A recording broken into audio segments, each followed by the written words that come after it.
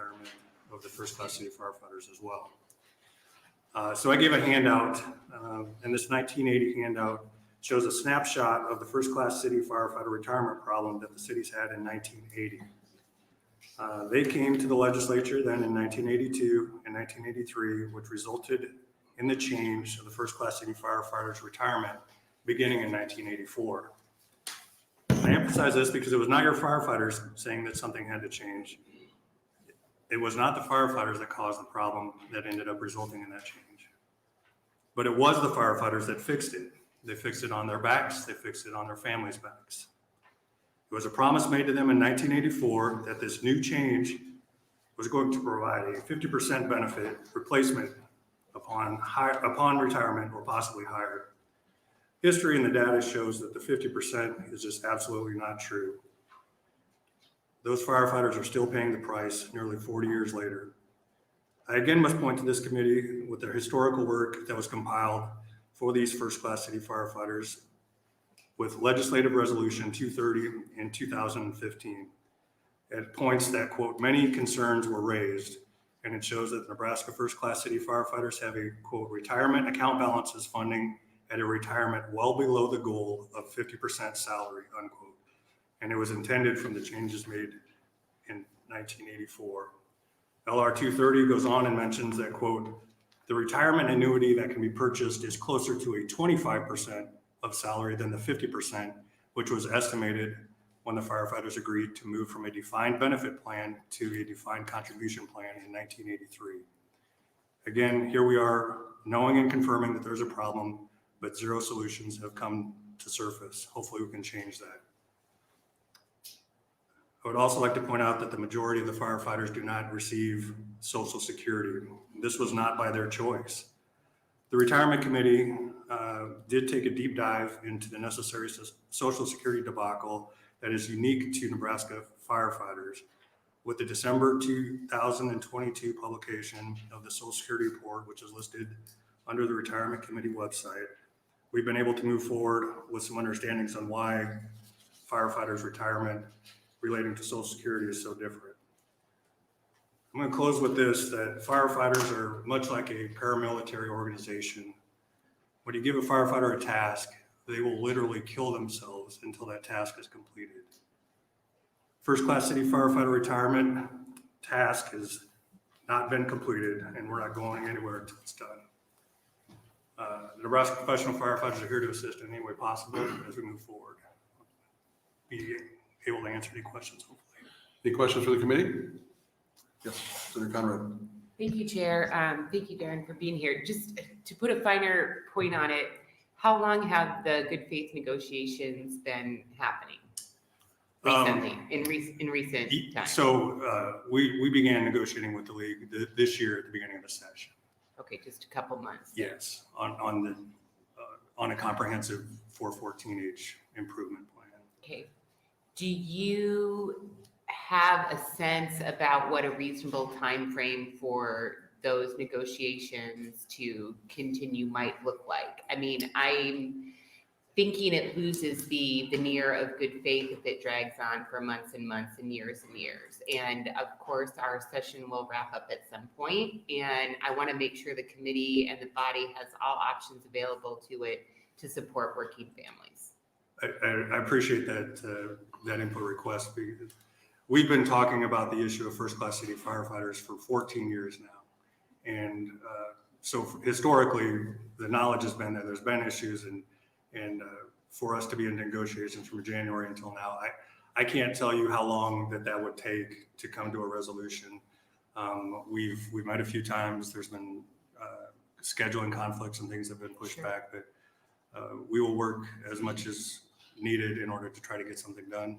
I wish I could say, Saturday we'd have everything completed. Sure. I won't be able to give a specific date, unfortunately. Okay, that's helpful. And, I just want to be really clear about my intentions here. I think it's important that this committee and this body sends a strong message about what it takes to address this issue and to support first responders and their retirement. And if that helps to facilitate these good faith negotiations, I'm hopeful that will be helpful to the process, but it's time to move forward.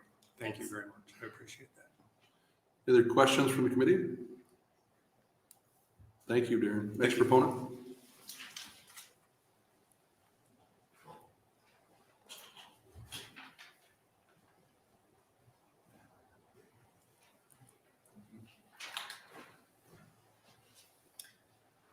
My name's Phil Thomas, Philthomas.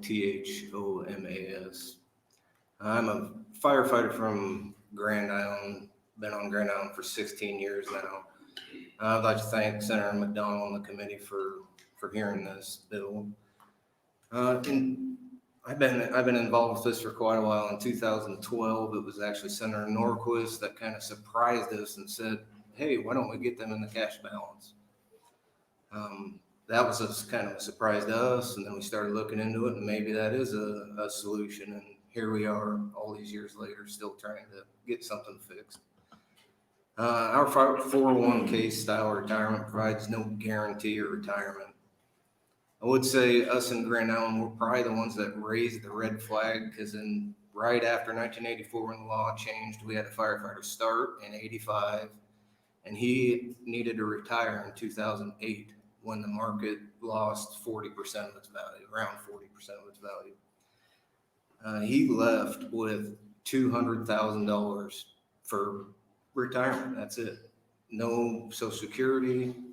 I don't even believe he had any other stuff that he could have been putting in, like a 457, but basically we raised the red flag and said, this has failed. It's not working. We need to get something fixed. So we're only talking about 300 or so firefighters, first-class city firefighters, and we're asking for your help. We do not get Social Security, which is a guarantee provided to everyone except public employees that have pensions. We are the only public employees in Nebraska that don't qualify for Social Security and do not have a pension. We basically have a 401k. One point I want to bring up for Grand Island and other first-class cities, this is hurting retention of good firefighters in first-class cities because they want to go to Lincoln and Omaha where they actually get a defined benefit. I'm sure the league will tell you that we wanted this in 1984, that it's been proven we did not. One of the Grand Island firefighters actually spoke out at the legislature against moving away from a pension. Our current retirement is a failed law that promised at least a 50% benefit, which was proven false in 2015 when they did the study that it was closer to 25% is what you could buy an annuity for. I kind of want to be brief, but in conclusion, the state's been really good about approving bills recently for death and disability. What we're asking for you right now is approve something that can help us while we're still alive. I can answer any questions if you guys have any. Thank you for your testimony. Questions for the committee? Thank you. Thanks for being here. Next proponent.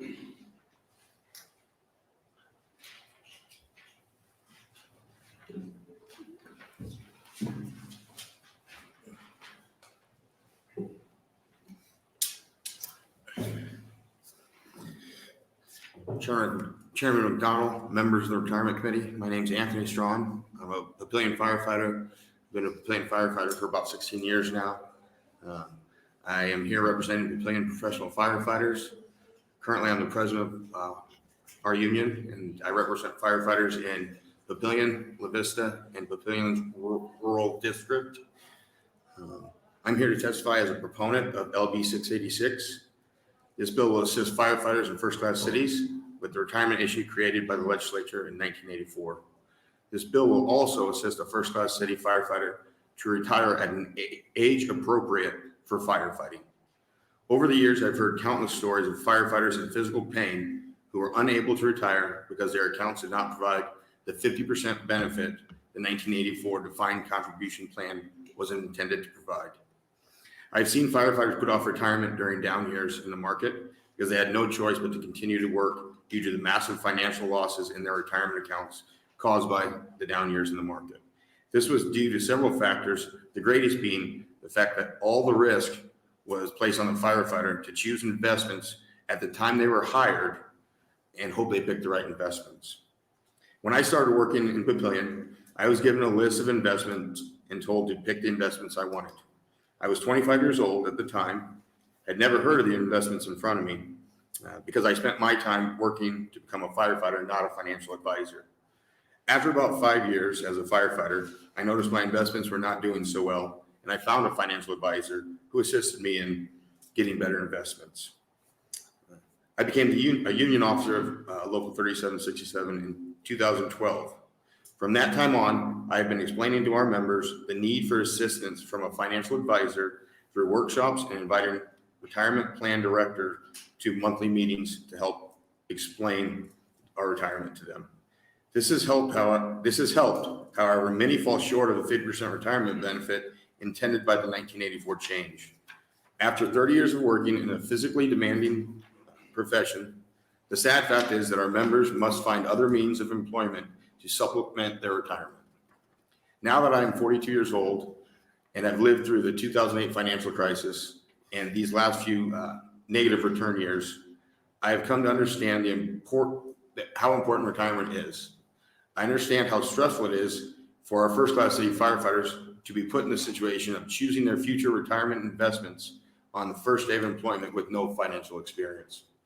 I'm doing what I can to help our members as they come on, but we're trying to make the best of an insufficient retirement plan. So I do feel this bill is a step in the right direction to protect the men and women in first-class cities that keep their communities safe when someone needs help. I believe this bill has been brought before the Retirement Committee a few times. We have attempted to address all of the league municipalities' concerns over these last 14 years. I hope this time you will understand the need of our first-class city firefighters to retire with a dignified retirement plan worthy of their years of service and comparable to many other states that are providing retirement plans for their firefighters. I'd be happy to answer any questions you may have. Thank you for being here. Any questions from the committee members? Yeah, well, go ahead. Sir Heba? Okay, thank you, Mr. President. So if the 50% obviously from 84 is antiquated, Mhm. way outdated, what, in your opinion, would be a retirement wage right now for a retired? From the understanding and the information I've been looking up just online, it's about 75% is the income upon retirement that we'd like to have. So 3/4 of our salary or income should be sufficient. But Of your in this current- bill, we're of your trying to get current- just 50%. We're trying to get something. I mean, we're working as hard as we can to think outside the box and find a way to get something on paper and just make it work. Okay, thank you, thank you. Senator Conrad? Thanks for being here. Appreciate that testimony. Just to put a finer point on it, is there any amount of individual education or personal decision-making about the options available to you under the current law that gets you to what best practices tell us we should be at for a retirement system? I guess I'm not understanding exactly what you're asking. Okay, so you recognize the problem that comes with asking people to chart their financial future and make decisions on their first day of employment or otherwise. Mhm. Is it a matter of simply a lack of education and understanding, and is it all about personal responsibility, or does there need to be a law change to ensure that people have a retirement system that meets best practices? I think that could help. You know, I'm obviously not a financial advisor. I did notice that I'm my not either. stocks were not going up, so I sought help. If on day one, we can start from the first day and ensure that they're getting into viable stocks that are going to be worthy of getting a 50% benefit, that would be helpful.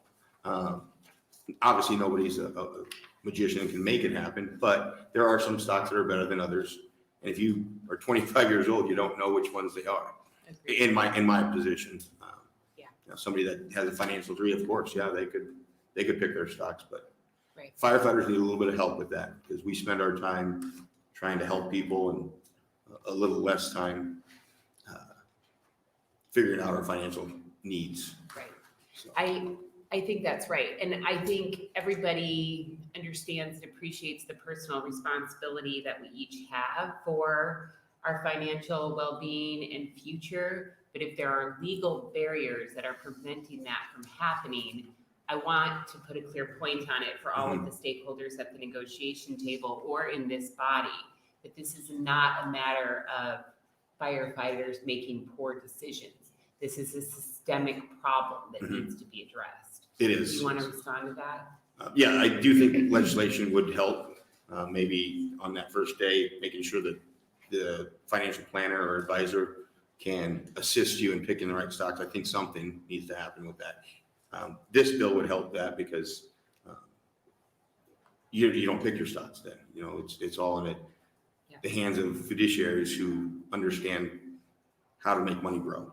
Yeah. Much better than I do. Very good, thank you. Thank you. Next proponent?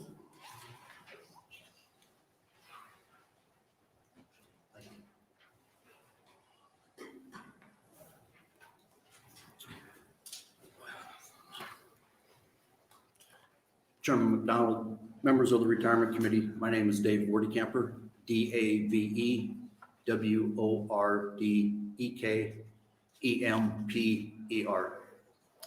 I'm president of the Fremont Firefighters Local 1015, and I'm also the Eastern Vice President for the Nebraska Professional Firefighters. And before I start, if I may, a follow-up to Senator Conrad's question that you asked to Brother Strong. I believe that there does need to be a law change because in 2008, I'm on our retirement committee. I've been on our retirement committee since 1999. And not only do we have a financial advisor that advises our committee and things like that, we had a third person. I have another person I communicate with. No one told me that the market was going to fall out in 2008. So there's no way to prepare for that. You can have plenty of education, plenty of financial advice. And I would probably ask you to reflect back on that. Were any of you warned to take your money out and put it somewhere in the backyard? The same thing happened in 2022 last year. Same circumstances. Nobody told me to pull my money out and move it. I'm down over 15% for that time. So I just wanted to address that before my testimony. So I hope that helps. I am speaking as a proponent of LB 686. Unfortunately, some people want to forget history, deny history, or challenge what has happened in the past. Nevertheless, I'm going to speak about the history of the firefighter retirement plan in the state of Nebraska. In 1895, the firefighter retirement plan was started. It guaranteed to pay 25% of a firefighter's income in retirement after 21 years of service. In 1907, the guaranteed retirement income was increased to 50% benefit. 1943, firefighters started to contribute 3% towards their retirement to maintain the 50% retirement income. 1947, firefighters were required to work an additional 4 years to meet the requirement age, but this was reversed in 1963 back to 21 years of service. In 1977, contribution rates for firefighters were raised to 5% to maintain the 50% retirement benefit. Finally, we get to 1984. Under the threat of bankrupt cities and poor managed pension funds that resulted in potential unfunded liabilities for our communities, firefighters answered the call once again, and we lost our dignified, secured retirement and forced into a defined contribution plan.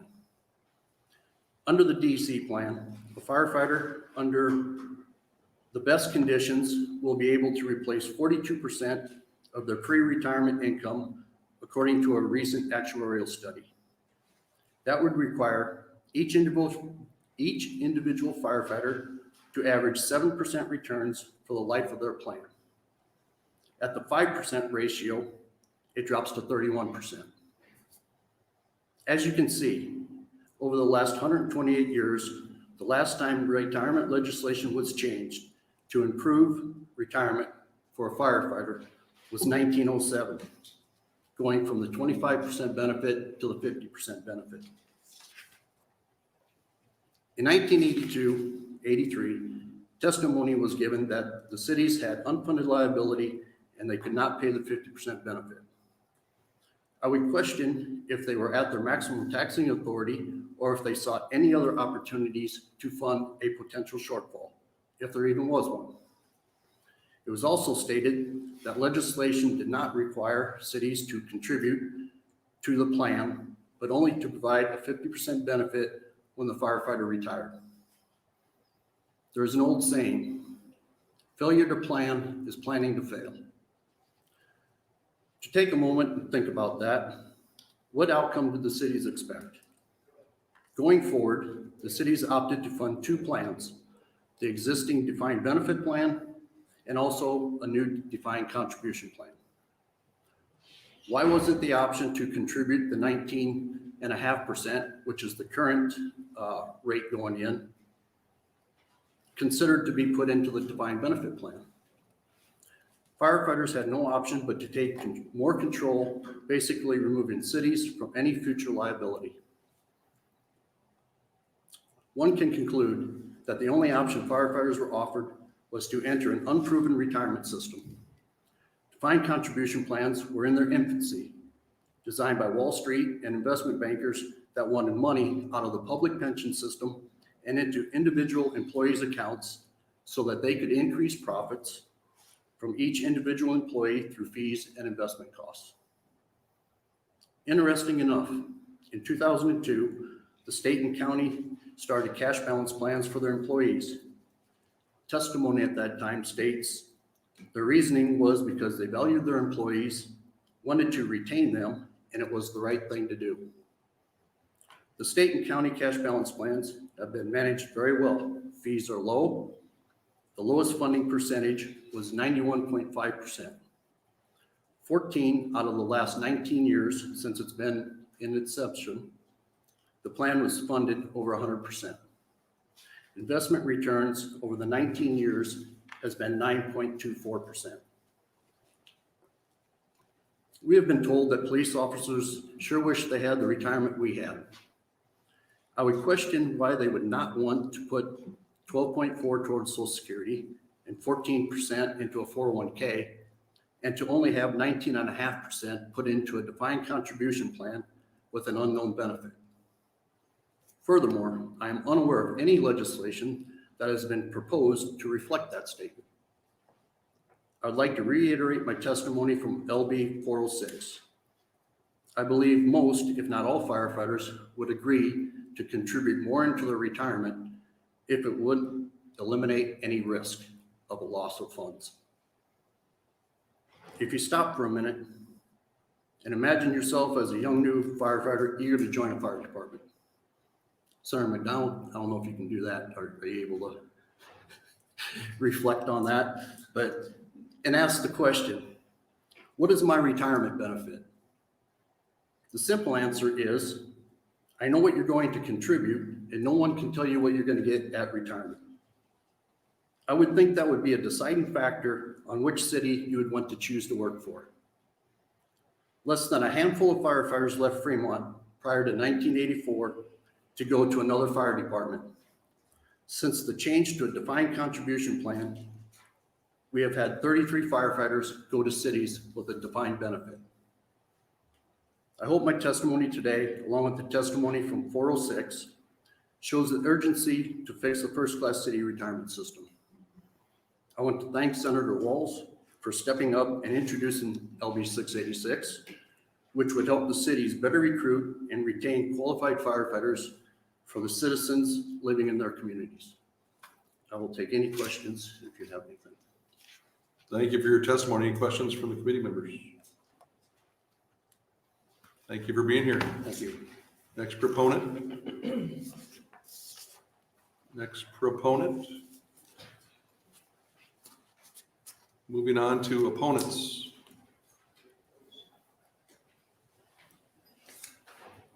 Since you don't have a page, I can use that.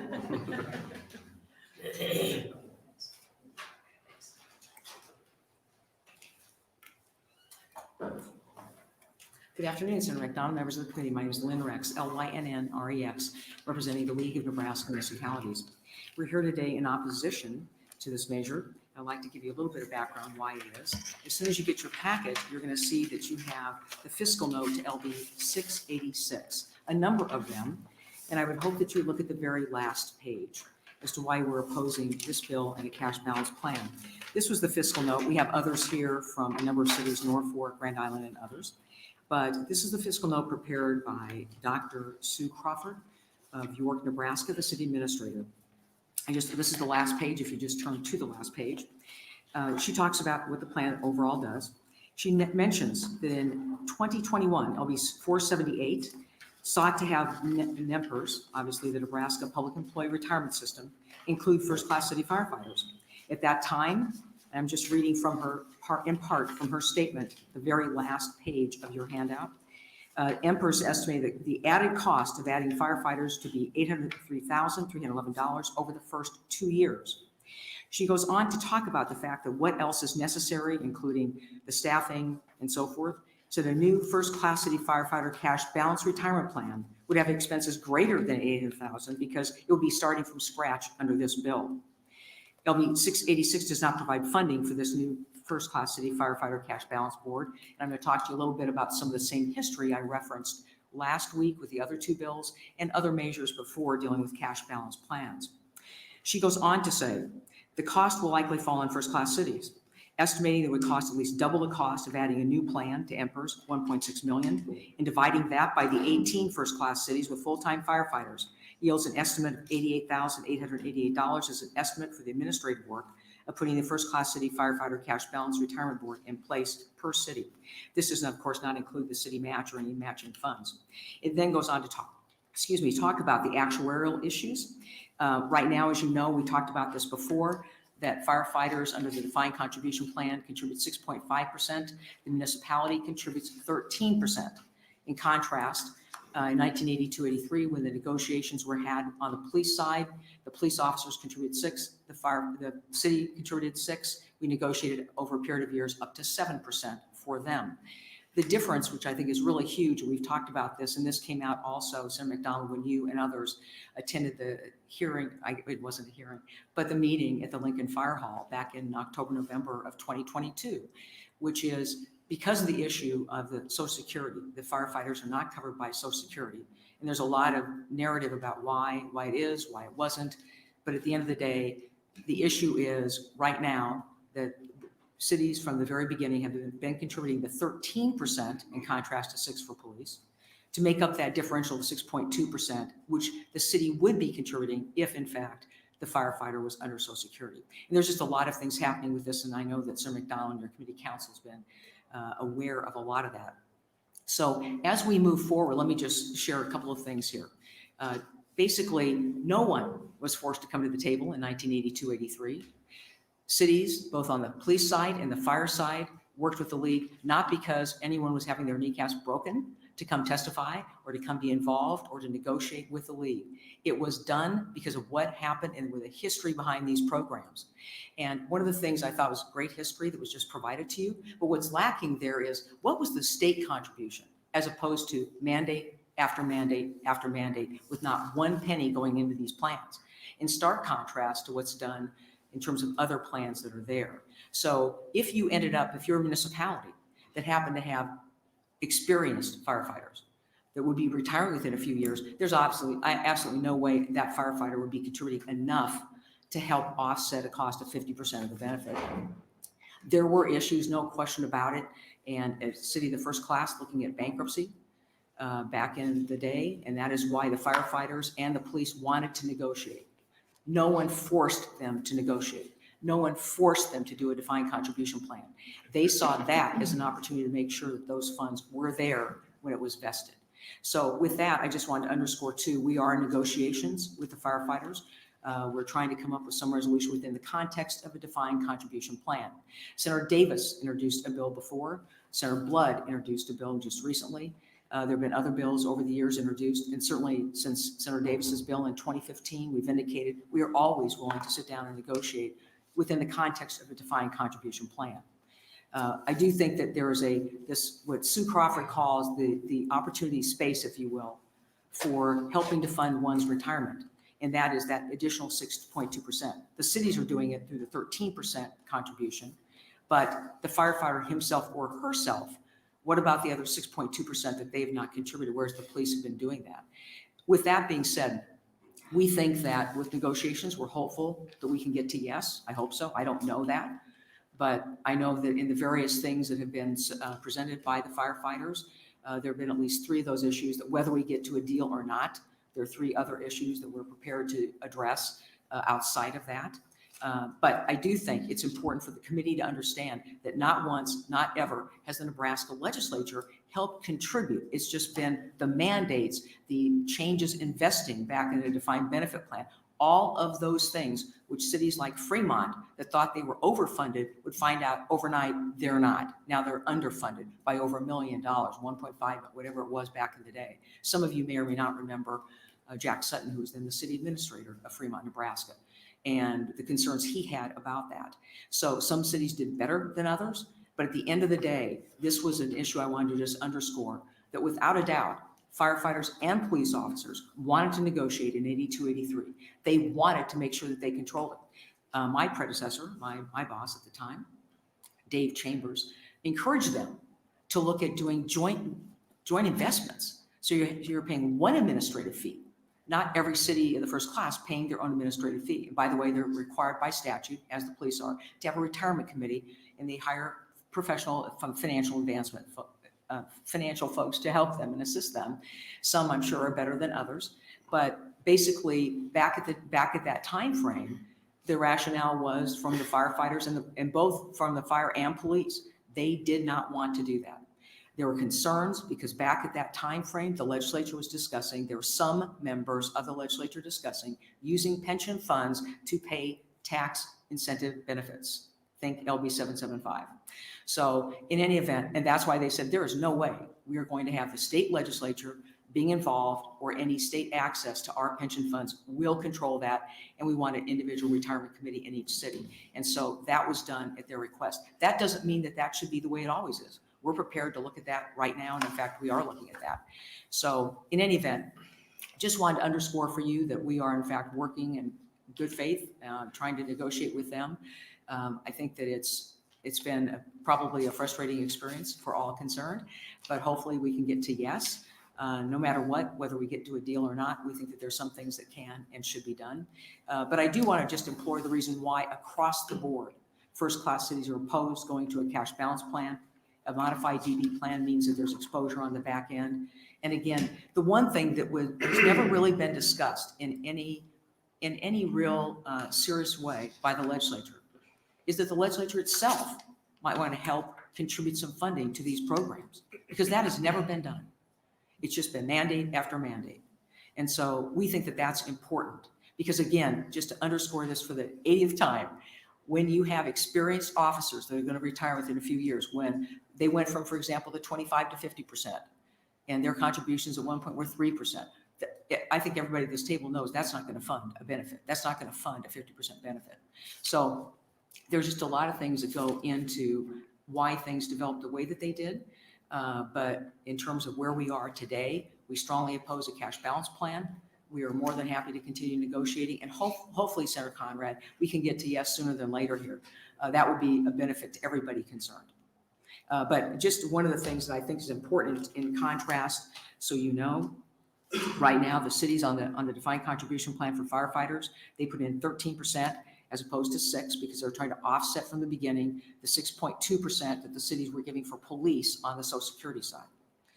In addition, the employee puts in 6.5%. That's a total of 19.5% in terms of the firefighters, what's in their defined contribution plan for them. But outside of that, if there had been a 6.2% being invested by them someplace else, which we hope can be done in our current negotiations, that would raise that to 25.7%. On the police side, they were initially 6 and 6, and then we negotiated up to 7 and 7. We were prepared, I think I shared this with you before, to go higher than that. The police did not want to go higher than that. But it's a matching basis. It's important for municipalities across the board. What the cities put in, the police officer puts in, and vice versa. Same thing on the fire side. That was always part of this. So in any event, the city, 7% on police, the employees 7% for 14%, plus the city put 6.2% outside of the DC plan for Social Security. The police officer puts in 6.2%. So they're at a total of 26.4% because they do have Social Security. So again, as noted here, my gosh, I mean, I don't think Neil and certainly Kate Allen and others have the due diligence done in November, December of 2022 in terms of just the Social Security issues and what is at play and what isn't. We hope to work with the firefighters and to find out get some definitive answers from Social Security about what the impacts are for Papillion, the impacts of a city that wasn't a city, the first class in 1951, and what the implications are or are not.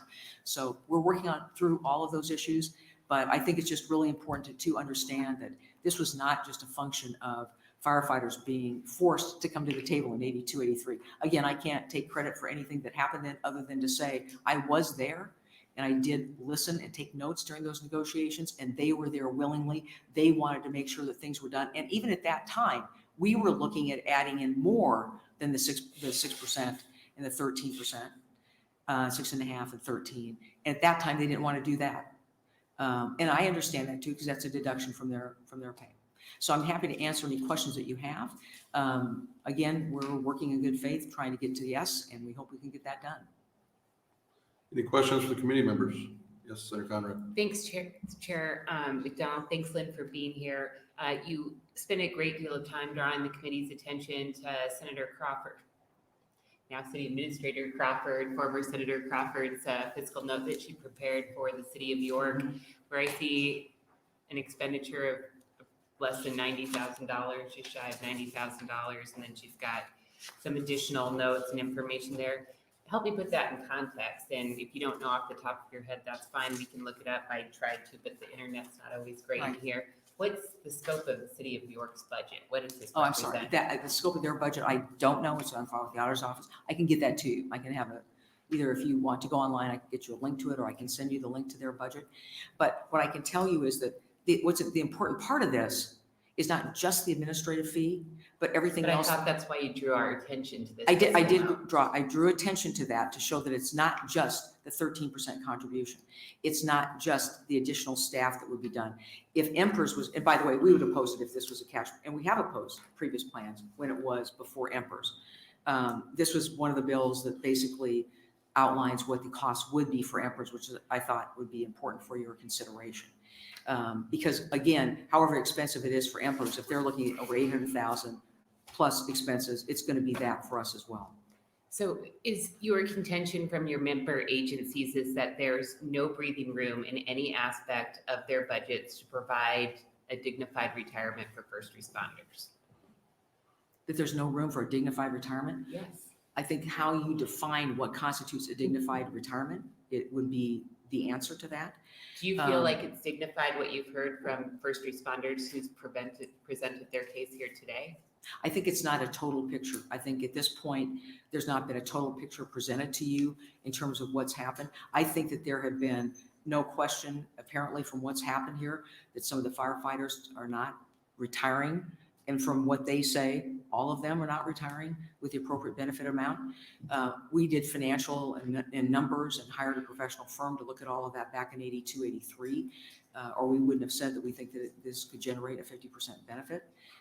So, and again, we don't control the market either. Sure. But at the end of the day, Senator Conrad, I mean, this is a situation where I think too, if the employees themselves, and I think that some of the firefighters, from what we understand, basically have been putting money aside because they weren't contributing to Social Security. So that really would add to their retirement, their overall retirement too. I think it is a function of their personal responsibility. It's a function of the city itself. But if the answer is, are municipalities strapped? The answer to that would be yes. I mean, you've got 31 cities of the first class. Those cities are under a maximum levy limit, And for most of the cities of first class, but not all, for most of them, most of them are not up against the 45+5, but Senator Conrad, they're all facing the issues of the 2.5% lid on restricted funds plus 1 on a supermajority vote. No, So when you combine, when you have the competing interests here of the mandates, previous mandates that we're still dealing with, because the deal that was cut in 82, 83 was that if you're an officer hired before January 1, 1984, you get the greater benefit. If you're hired after that, it's defined contribution. But you deal with the mandate and then also have, and now the legislature is providing caps on the levy and the lid. It has, of course it has an impact, a dramatic impact. Yeah, I appreciate and understand that, and I think those constraints do make local elected officials' jobs more challenging, but I think there's no disagreement that public safety is a core function of government. No question. So if we can't figure out how to prioritize, maintain, and grow our public safety needs and goals now and into the future all across Nebraska, we got a lot bigger problem out there. And I haven't looked in detail at all of the localities' individual budgets, but I'd imagine that those folks who are elected to put together those budgets still retain some sort of discretion in terms of the decisions that they're making. And if they have to make some hard calls to prioritize a dignified retirement where first responders are not working when they're hurt, which impacts our public safety, are not working second and third jobs to make ends meet for their family and inhibits their ability to be at their best when they're on duty, something's got to give here. Well, I will tell you that basically, as I indicated, with what the amount is for firefighters right now, 19.5%, and with the 6.2% and other things that we've talked about, we can, in our negotiations, we're up to almost a 30.1% if they choose to go with some of the proposals we've brought forward, if they choose to do that. But that requires them to make some contributions too, in addition to what the city's doing, Senator. And with that, our understanding is, unless I misread something that was given to us, that would fund over a 50% type benefit. So that's at 30%. With respect to police officers, they're now at 26.4, taking into consideration that includes their Social Security on the side that they put in 6.2, the city puts in 6.2. And again, they're 26.4. They've wanted to negotiate. We'll be negotiating with them as soon as the negotiations are finalized with the firefighters. And we hope that they will be sooner than later. And we're prepared to look and will negotiate with the police too. And they're prepared, I'm guessing they want to go up a couple more points. I know our folks are prepared to do that. And that would be certainly funding a significant benefit. But again, it is one of the situations where without having any state dollars coming in, which never happened, with having ongoing mandates, which happen on a regular basis under the defined benefit system, for sure, then coupled with the lids and the levy limits, those things really matter. And trying to make all of that align is different. But I think that what we're talking about here is having them make a better, a higher contribution. One of the things that I really appreciated in our negotiations at the very first meeting is that Darren Garion made the comment, and I think John Corey may have, but certainly Darren did, that the firefighters recognize they need to contribute more to their retirement. And I think that's true. That's certainly a starting point. But do I think employees ought to be, I think all employees ought to be entitled to a dignified retirement. Agreed. Thank you. Thanks. Any other questions for the committee? In your testimony, you talked about the state contribution. If you looked at the city, the firefighter, the state, what's your thoughts potentially on what that would look like? If the state contributed some funds? Yes. I think that would be a game changer. I mean, we can start running some numbers on that. I think that would be a huge game changer. But I think too, I do think that we're going to get I shouldn't say we're going to. I don't know. One of the offers on the table would bring them up to 30.1. That's an offer. We're coming forward with them contributing more, the city contributing more, and that would include overtime. So with respect to that, including the overtime within the context of this, Senator. So with that, then I think we crunch numbers on what it takes to get to where they would like to be. Being at 75% retirement, I don't know, maybe I don't know what the other systems are. I think I've been told Omaha has that. I don't know of other cities that have that. I don't know of any municipal employee that has that. on, other than maybe Lincoln and Omaha. And I'm not here as an expert talking about Lincoln and Omaha because I don't know. But in terms of the goal of getting to 50%, I mean, everybody would love to have 75%. Everybody probably love to have 100%. But again, we're looking at a scenario of what's possible and what people can afford and how we can make this happen. Do you have an idea, a thought right now, what people could afford, looking at the state contribution, the city and the firefighter? Do you have an idea right now without doing that research, a guesstimation? In terms of like what Contribution level? What kind of contribution levels? Yeah, I mean, we think that yes, the short answer is yes. So if the firefighter would take the 6.2%, we've looked at maybe increases of year one. These are just rough ideas, Senator. They haven't. I'm not saying they've accepted them. They haven't. So we suggested that for example, in a 3-year phase-in, that the city would would do the overtime, use that as the base in making the contribution rate going into the DC plan. The firefighter in year one would put in 1%. In year two, the city would put in an additional 1%. They would put in an additional 1%. In year three, the city would put in an additional 1%. They'd put in an additional 1%. That they put in a 6.2% into another type plan of their choice that would be statutorily mandated. And so those are the kinds of discussions. State would be at what level?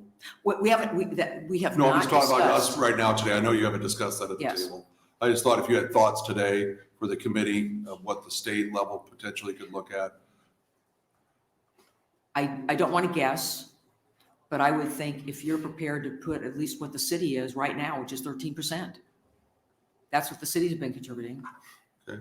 I mean, I don't know. That is just off the top of my head, but the one missing piece that I think can be so easily overlooked is that there literally has been no state participation in these plans that would be of assistance.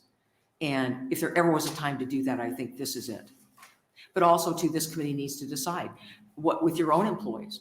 Are your own employees getting 50%? Is that what the target is for them? And I do think public safety is different. I do think public safety officers are different. Utility workers are different. Utility workers have the most dangerous jobs in the state, according to a lot of different folks. But you look at police, fire, utility workers, oh my goodness, it takes a lot of courage to do what they do. And I do understand that you have to be physically fit to do those jobs too. Thank you for being here today. No, I appreciate all of your help. And again, I appreciate your leadership, or the negotiations probably would have never happened. So we really appreciate that, because I think that we hope that we can get to yes. That's all I can say. Thank you. Next proponent? Any other questions? I'm sorry, next opponent. No further questions. All right, thank you very much. Any other opponents? Any other opponents? Anyone in the neutral? Anyone in the neutral? Senator Walz?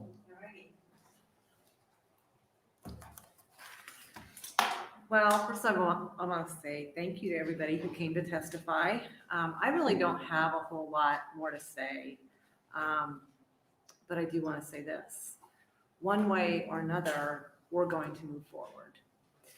And it is my sincere hope that negotiations taking place are thoughtful and that we are doing the very best, making our best efforts to promise or to provide benefits to our first responders, not just get by with doing the very least, but fulfilling our duty and finding solutions.